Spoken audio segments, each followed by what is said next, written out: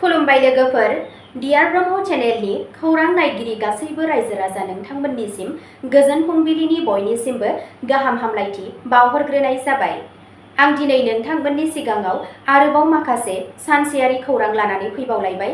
आसा खालामो नोंथांमोनहा खौरांखौ खोनासंनानै मोजां मोनगोन आरो नोंथांमोनहा बेबादिनो सानफ्रोमबोनि गोदान गोदान खौरांनि आपडेट मोनबाय थानो थाखाय चेनेलखौ साबस्क्राइब खालामनानै लादो आरो खौरांखौ खोनासंनानै मोजां मोनोब्ला अन्नानै लाइक, शेयार आरो कमेन्टबो खालामनानै होलांब्लानो जाबाय।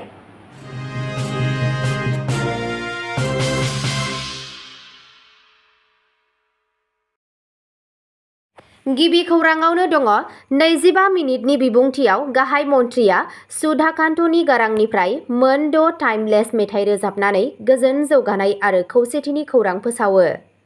मोनसे देंखोआरि मान बावनाय। गाहाय मन्थ्रि मदिया भुपेन हाजरिकाखौ आसामाव फैना मान बावदों।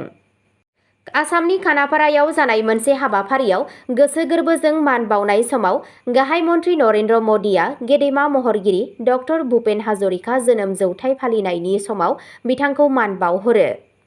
25 मिनिटनि बिबुंथियाव मदिया हाजरिकानि गोथौ हादोर अनफावरि आरो हादोरनि थाखाय बिथांनि नोजोरखौ फोरमायदों। गाहाय मन्थ्रिया हाजरिकानि मुंदांखा मेथाइ 'अग्निजुगर फिरंगति मइ'नि खन्थाइफोरखौ मुंख'नानै गावनि बिबुंथिखौ जागायो। बयखौबो हादोर अनफावरिनि सारजों थुलुंगा होनो खावलायो। बिथाङा बुङो दि हाजरिका बिथाङा भारतनि लुबैनायफोरखौ गावनि देंखोजों मोजाङै सरजाबदोंमोन आरो बिथांनि खामानिफोरा हादोरनि गोरोबथि आरो आबुं जानायखौ दिन्थियो। बे हाबाफारियाव मदिया भुपेन हाजरिकानि उनमोनथाइखौ मान होनो थाखाय 100 रांनि रां गथाखौ बेखेवनानै होयो। बेनि सिगां 1100 महरगिरिफोरा हाजरिकानि मोन 14 मेथाइ रोजाबनानै दिन्थिफुंनायखौ नुनो मोननानै गाहाय मन्थ्रिया जोबोर गोसो बोनो हादों। बिथाङा महरगिरिफोरनि फारसे साबायखर बावहरो आरो मिजिं थिदों दि देंखोआ हादरनि मोनफ्रोमबो बाहागोआव सौहैगोन। मदिया गोग्गानानै बुङो दि बिथांनि सोरखारा भुपेन हाजरिकानि 100थि जोनोम सान फालिगासिनो दं। बिथाङा हादोरनि खौसेथि आरो बायदि रोखोमखौ दिन्थिनानै हाजरिकानि मेथाइफोर 'मानुहे मानुहर बाबे' आरो 'नाना जाति उपजाति' मेथाइनि माखासे बाहागोफोरखौ आवरायदोंमोन। मदिया खावलायो दि आसामनि गामसा बायदि मोनफ्रोमबो दिहुनथायखौ मुलुगनि सिगाङाव दिन्थिनांगौ। गावनि बिबुंथिखौ फोजोबनानै बिथाङा भुपेन हाजरिकाखौ जयै मान बावनाय महरै बयखौबो मबाइलनि फ्लेश लाइटफोरखौ अन खालामनो खावलायो। गावनि दावबायनाय समाव गाहाय मन्थ्रि मदिया दरं मेडिकेल कलेज आरो देहा फाहामसालि आरो गुवाहाटी रिं रडजों लोगोसे गोबां गाहाय जौगाथाय मावथांखिनि थाखाय अन्थाइ खाम्फा गायसनगोन। बिथाङा बुहुमनि गिबिसिन औवाजों बानायनाय बाय'-इथानल प्लान्टखौ बेखेवनोबो साखाफारा जादों। नैथि खौराङाव दङ बिटिसि बिसायख'थि 2025 नि थाखाय आसामनि नैथि खोलोबनि बिसायख'थिनि फोरोंथाया क'क्राझाराव जागायबाय। बिटिसि बिसायख'थिनि थाखाय साखाफारा जागासिनो। पलिं अफिसारफोरनि फोरोंथाया जागायबाय। फैगौ बड'लेण्ड टेरिटरियेल काउन्सिल बिटिसि बिसायख'थि 2025 नि थाखाय प्रिजाइडिं आरो पलिं अफिसारफोरनि थाखाय नैथि खोलोबनि फोरोंथाया क'क्राझाराव जागायबाय। सनिबारनिफ्राय जागायनाय बे फोरोंथाया बिसायख'थिनि थाखाय बिसायख'थि मावफारियाफोरखौ थियारि खालामनायाव मोनसे गोनांथार आगान। जिल्लानि गुबुन गुबुन जायगाफोराव हानजा फोरोंथाय हाबाफारि लानाय जादों। क'क्राझार सदर महकुमायाव क'क्राझार मुलुगसोलोंसालियाव जथुम्माफोर जागासिनो दं। गसाइगाव महकुमानि थाखाय गसाइगाव फरायसालिमायाव फोरोंथाय होनाय जादों आरो परबतझरा महकुमानि थाखाय काजिगाव एमभि फरायसालि आरो काजिगाव गोजौ फरायसालियाव फोरोंथाय होनाय जादों। बे फोरोंथायखौ क'क्राझार जिल्ला बेंगिरि आरो रिटार्निं अफिसार मोसान्दा एम 14, बिसायख'थि नोजोरगिरि, ट्रेनिं सेलनि बिबानगिरि आरो जिल्लानि गोजौ थाखोनि मावख'गिरिफोरजों लोगोसे गाहाय मावख'गिरिफोरनि मोनसे हानजाया नोजोर होगासिनो दं।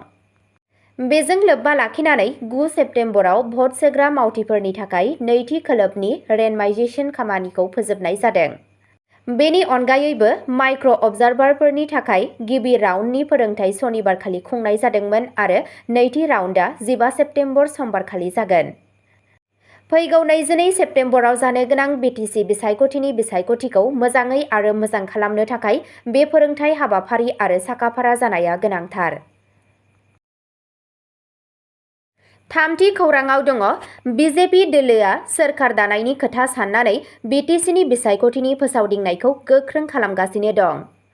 दि भारतीय जनता पार्टी बिजेपिआ समबारखालि बिजेपिनि गागि दैदेनगिरि रन्जित कुमार दासआ 19थि थुरिबारि बियाबनि मोननै गोनां रेलियाव दोलोनि बिजाथि आरो बिजनी एमएलए अजय कुमार रेखौ गोख्रोङै हेफाजाब होनानै बिबुंथि लाखियो।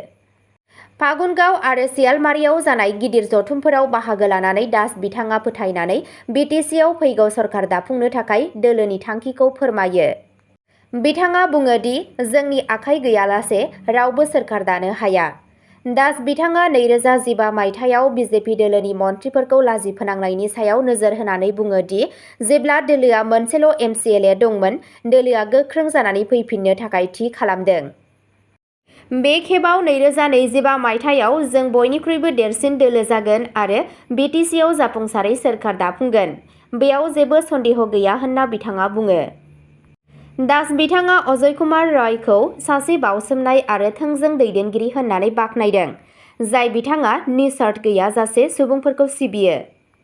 बिथाङा इयुन रादाब होदोंमोन दि अजय कुमार रयआ 70% भटजों देरहागोन आरो बिटिसिनि मावफुं सोद्रोमा महरै सुबुंफोरनि मोजांनि थाखाय खामानि मावगोन।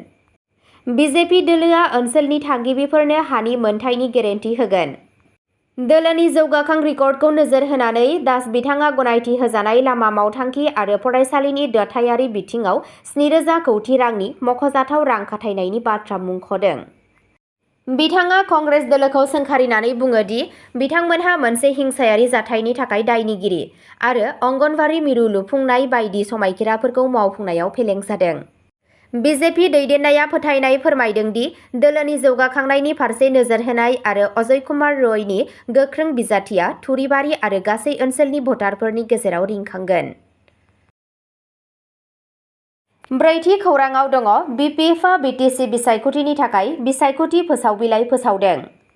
खौरां बिजोंनिफ्राय मिथिनो मोननाय बायदियै बिपिएफआ सनिबारखालि बिपिएफनि बिसायख'थिनि थाखाय 98 समायखिराजों लोगोसे बिसायख'थिनि फोसावबिलाइखौ कक्राझाराव थानाय बिपिएफनि गाहाय मावख'आव फोसावदों। हाग्रामा महिलारीआ गासै मोन 98 समायखिराफोरखौ फोसावदों, जेराव बिटिसिआव थानाय गासै हारि आरो हारिसाफोरनो समान मोनथाय होनाय, हा पाट्टा होनाय, बिटिसिआव थानाय गासै हारि माहारिनि थाखाय आलासि न' लुफुंनायनि राहा खालामनाय, भिसिडिसि बिसायख'थियाव आइजोफोरनि थाखाय 50% रिजार्भेसन होनाय आरो उदालगुरियाव मिनि बिटिसि सेक्रेटारियेट गायसननाय आरो गोबां जौगाथायनि खामानिफोर। बाथि खौराङाव दङ बिटिसिआव देग्लाय बिजेपिआ किंमेकार जागोन, दिलीप शइकिया। 22 सेप्तेम्बरखालि जानो गोनां बिटिसि बिसायख'थियाव बिजेपि दोलोआ किंमेकार जागोन होननानै दाबि खालामदों आसाम रायजो बिजेपिनि आफादगिरि आरो दरं उदालगुरिनि एमपि दिलीप शइकियाआ। खौरां बिजोंनिफ्राय मिथिनाय बायदिब्ला बाक्सा जिल्लानि बेन्दोंआव थानाय 23 नं दिहिरा काउन्सिल बियाबनि बिजेपिनि बिजाथि मानस प्रतिम कलितानि फोसावदिंनाय मेलाव दिलीप शइकियाआ बाहागो लानानै देग्लाय बिजेपिआ किंमेकार जागोन होननानै दाबि खालामदों। रिपर्टनि बायदियैब्ला बिटिसिनि रायजोफोरहा माखासे जेंनाफोर दं। बे जेंनाफोरखौ बिजेपि सोरखारासो फोजोबस्रांनो हागोन। कंग्रेसनि खुंथायनि समाव बिटिसिआव 100 कौटि रां होदोंमोन, नाथाय बिजेपिआ 1,000 कौटि राङै होदों होननानैबो बिजेपिनि आफादगिरि दिलीप शइकियाआ बुंदों।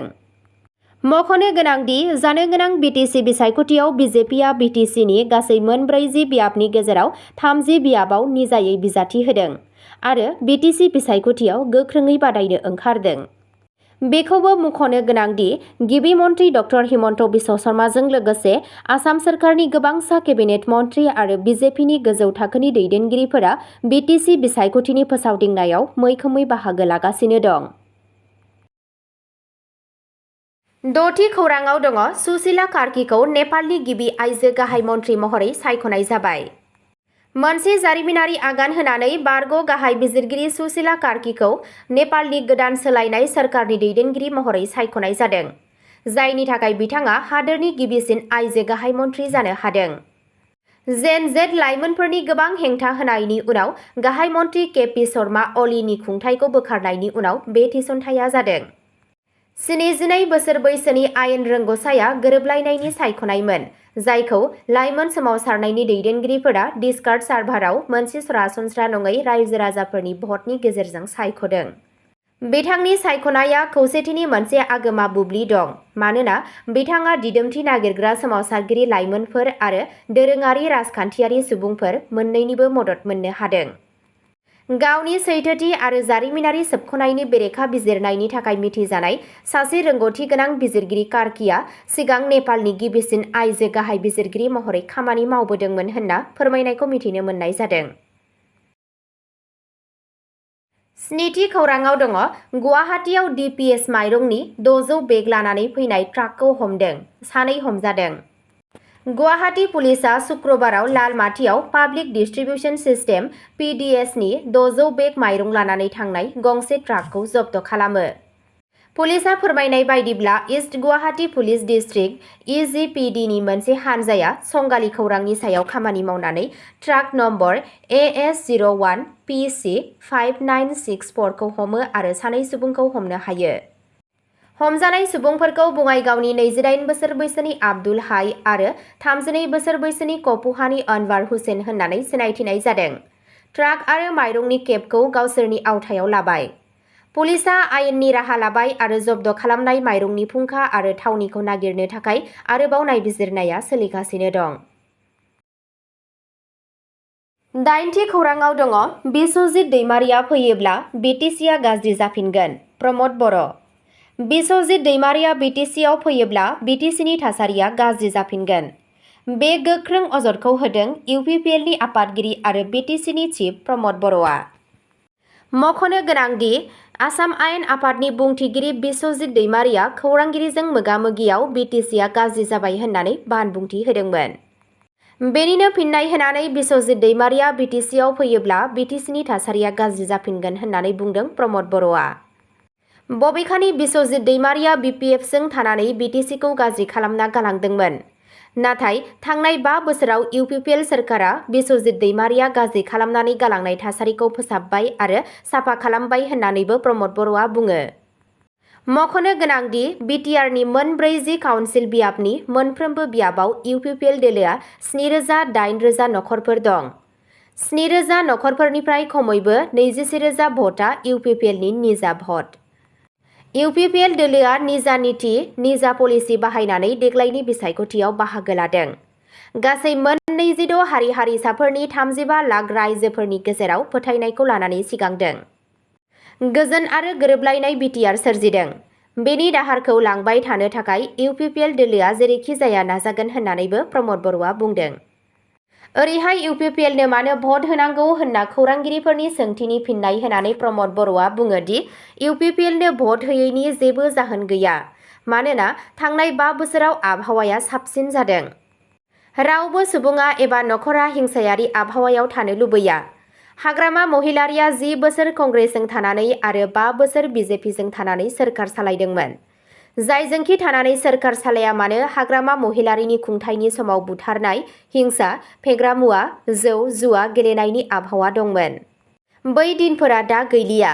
सोरगिदिं गोजोन आरो जौगानायाबो जागासिनो दं होननानैबो प्रमद बर'आ बुंनायखौ खौरां बिजोंनिफ्राय मिथिनो मोननाय जादों। अब्ला दिनैनि खौराङा एसेनोसै, गोजोन्थों।